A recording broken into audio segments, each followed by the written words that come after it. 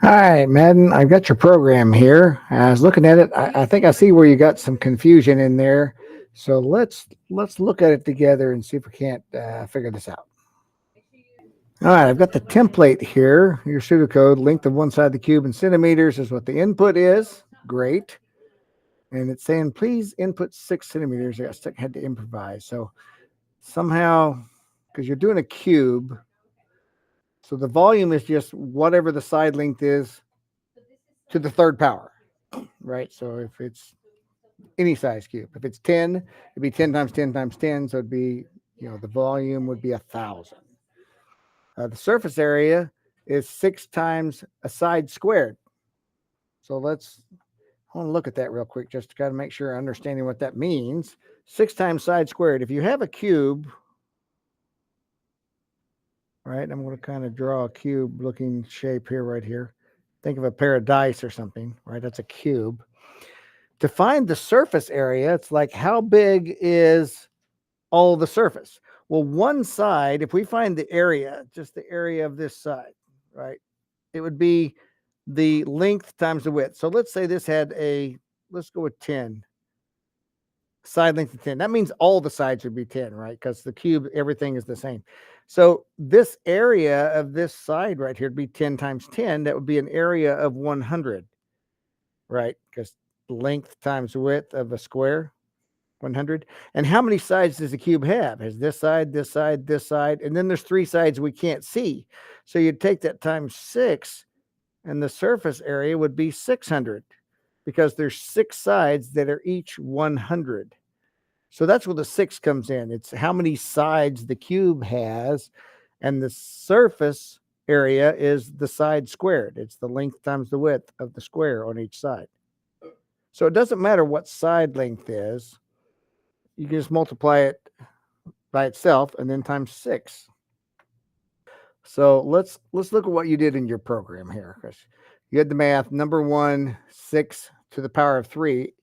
If it was 6 centimeter side length, like I say, it doesn't have to be 6. And then you had 6 to the power of 2, but that should be multiplied by 6. So let's copy your program. All right. Let's see your questions over here. User input the side of a cube. Yep. And then you use that to find the volume, surface area. Can be used to math to find things. Different problems. Some were quotation marks, and then the math part got you a little bit. More depending on you than itself. We got the program input. Okay, got some good thought there. But let's take a look at this program. Let's put it in a Python window. All right, and let me take out some of the spaces just so it's easier to see more of it on the screen at the time. But you're good. You got your math import. You got to have that and define main. And then let's bring some of these statements up closer just so we can look at more on the screen at one time. And then we'll bring up some of that. Python doesn't matter how many spaces you put up and down. I mean, we could put no spaces. It's just harder to see it with no spaces. So it's good to have some space in there just so we can kind of break the program apart. So let's run it first off. And let's say, what if it was 10 as the length of the cube? So you've got the volume correct because 10 to the power of 3 is 1,000. But here's where we're running into surface area because you show it is 1,000 as well.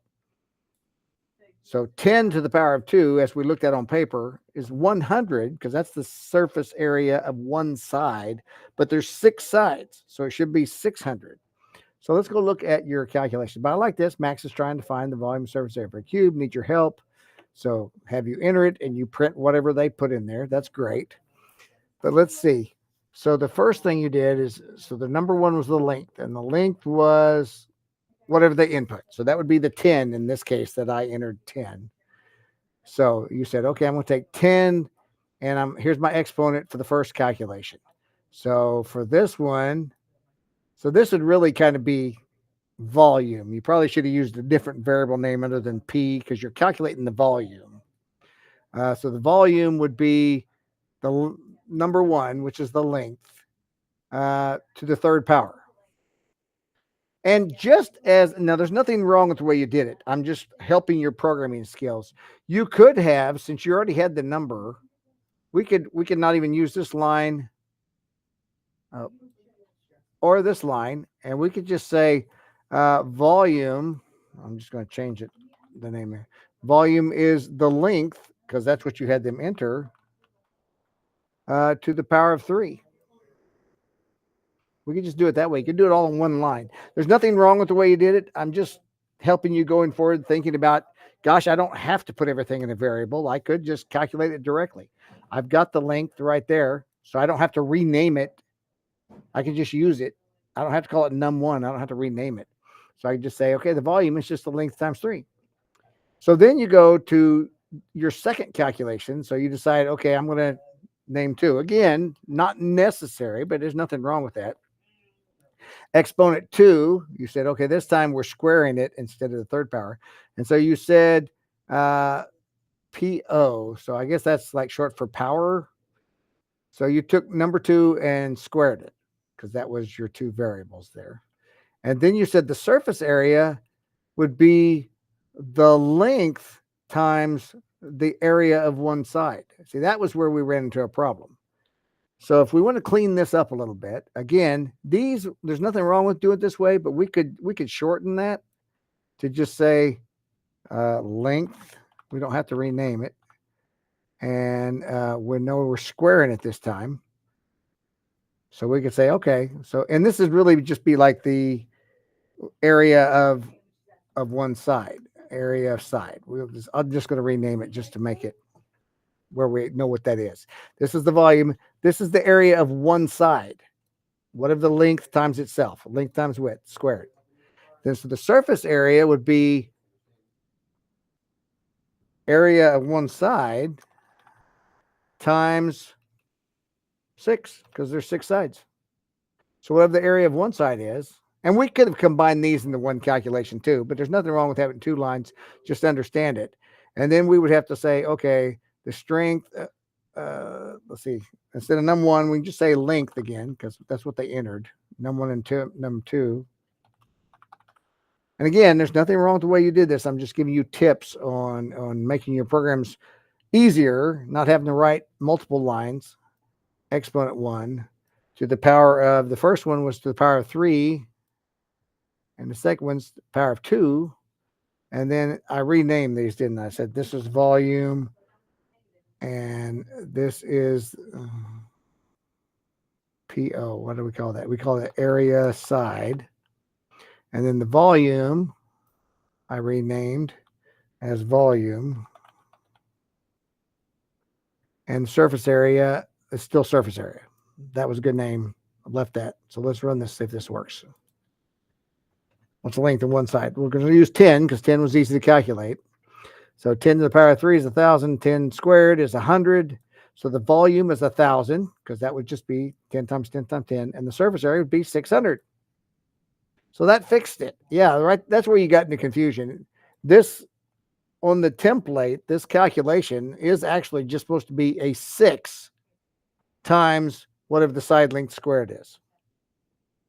And so I see where you were getting confused. You were like, oh, so because you're doing the length times the width. You're doing the side squared times one of the sides again. You were basically making it like the volume. You're making it the side times the side times the side.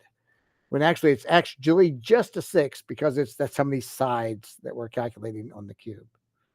So if that makes that clear for you. If you got questions on that, ask me. I'm trying to make sure I try to explain that where you can understand it. But if I'm messing that up, please let me know so I can help you with that. But that was the only thing I saw in there is you had this one calculation that should have just been a 6, because that's how many sides there are, and you were just doing it times what the length was.